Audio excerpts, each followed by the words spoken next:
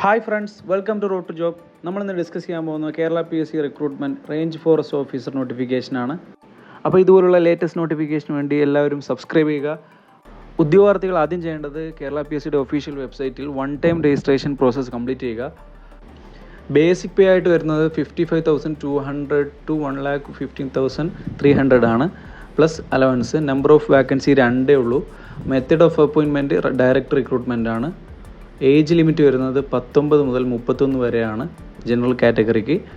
SC ST OBC കാറ്റഗറിക്ക് കേരള PSCയുടെ relaxation ഉണ്ടായിരിക്കുന്നതാണ്. എഡ്യൂക്കേഷൻ ക്വാളിഫിക്കേഷനായിട്ട് ഇതിൽ ചോദിച്ചിരിക്കുന്നത് degree in science or engineering from university or institution. സയൻസും എഞ്ചിനീയറിംഗ് സെപ്പറേറ്റ് കോഴ്സുകളായിട്ട് കൊടുത്തിട്ടുണ്ട്. സയൻസിൽ വരുന്നത് agriculture, botany, chemistry, computer science, application computer science, environment science, forestry, geology, horticulture, mathematics, physics, statistics, veterinary science, zoology. Engineering agricultural engineering, chemical engineering, civil engineering, computer engineering, electrical, electronics, mechanical. അപ്പോൾ ഇതൊക്കെയാണ് കോഴ്സായിട്ട് കൊടുത്തിട്ടുള്ളത്. Uniform force ആയതുകൊണ്ട് തന്നെ physical ക്വാളിഫിക്കേഷനും കൊടുത്തിട്ടുണ്ട്. Height for men 163, chest 79, expansion 5 centimetre പോകണം. Women ആണെങ്കിൽ height 150 centimetre. Physical സ്റ്റാൻഡേർഡ്സിൽ SC ST കാറ്റഗറിക്ക് റിലാക്സേഷൻ ഉണ്ട്. പിന്നെ ഹൈറ്റിലും ചെസ്റ്റിലുമായിട്ട് 5 സെൻറ്റിമീറ്റർ ടു 2.5 സെൻറ്റിമീറ്ററുമാണ് റിലാക്സേഷൻ. ചെസ്റ്റ് എക്സ്പാൻഷൻ എല്ലാവർക്കും ഒരുപോലെ തന്നെയാണ്. ഫോറസ്റ്റ് ഡിപ്പാർട്ട്മെൻറ്റിൻ്റെ എല്ലാ പോസ്റ്റിനും വാക്കിംഗ് ടെസ്റ്റ് ഉണ്ടായിരിക്കുന്നതാണ്, എൻഡ്യൂറൻസ് ടെസ്റ്റ്. അതിന് മുമ്പായിട്ടാണ് ഫിസിക്കൽ മെഷർമെൻറ്റ് എടുക്കുക. Both female and male candidates must possess the medical standards prescribed below. അപ്പോൾ ഈ കൊടുത്തിട്ടുള്ള മെഡിക്കൽ സ്റ്റാൻഡേർഡ്സ് രണ്ട് വിഭാഗത്തിനും ഒരുപോലെയാണ്. Hearing should be perfect. Eye must be certified to possess visual standard specific below without glasses. Next, muscles and joints, no paralysis and all joints with free movements, nervous system perfectly normal. ഇതൊക്കെ നോർമലായിട്ടുള്ള standards തന്നെയാണ്. Next discuss ചെയ്യാൻ പോകുന്നത് recruitment പ്രോസസ്സാണ്, stages ആണ്.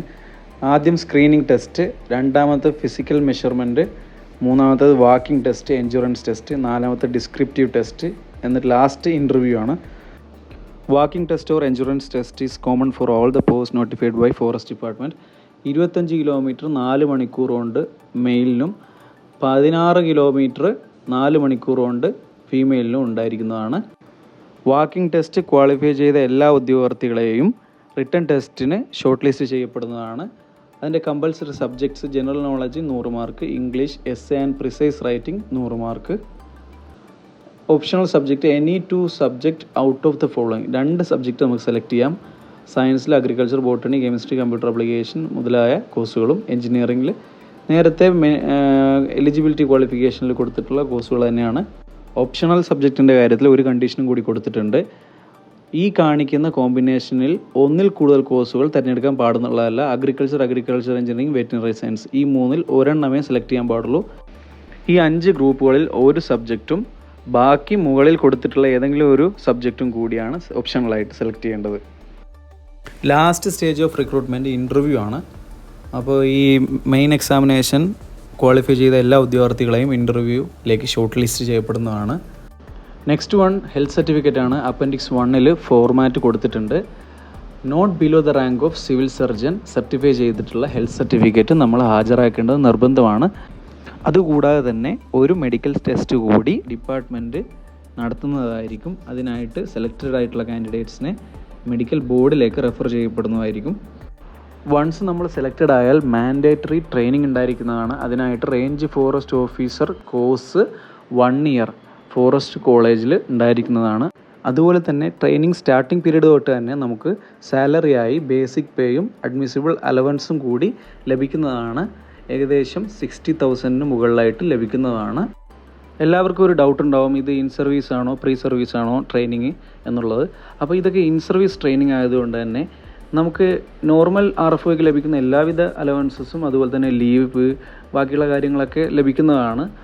Range forest officer training course നിർബന്ധമാണ്. അപ്പോൾ അത് കംപ്ലീറ്റ് ചെയ്യാൻ മാക്സിമം ശ്രദ്ധിക്കുക. പ്രൊബേഷൻ പീരീഡ് 2 വർഷമാണ് കൊടുത്തിട്ടുള്ളത്. Range forest officer training course വളരെ അവിഭാജ്യ ഘടകമാണ്. കാരണം ജോയിനിങ് ഡേറ്റ് ഓഫ് സർവീസ് തൊട്ട് 2 വർഷത്തേക്കാണ് പ്രൊബേഷൻ പീരീഡ് കാണിച്ചിട്ടുള്ളത്. അപ്പോൾ ഈ പ്രൊബേഷൻ ഡിക്ലെയർ ചെയ്യണമെങ്കിൽ നിങ്ങളുടെ ട്രെയിനിങ് കോഴ്സ് സർട്ടിഫിക്കറ്റ് നിർബന്ധമാണ്. എല്ലാ ഉദ്യോഗാർത്ഥികളും 1 ടൈം രജിസ്ട്രേഷൻ ചെയ്ത് വെച്ചേക്കുക. ലാസ്റ്റ് ഡേറ്റ് വരുന്നത് 3 ഒക്ടോബർ ആണ്. സ്വന്തമായി അപ്ലൈ ചെയ്യാൻ ബുദ്ധിമുട്ടുള്ള ഉദ്യോഗാർത്ഥികൾക്ക് വേണ്ടി ഞങ്ങൾ അപ്ലൈ ചെയ്ത് തരുന്നതാണ്. ഈ നമ്പറുമായിട്ട് കോൺടാക്റ്റ് ചെയ്താൽ മതിയാവും. ഇത് തികച്ചും ഫ്രീ ആണ്. താങ്ക്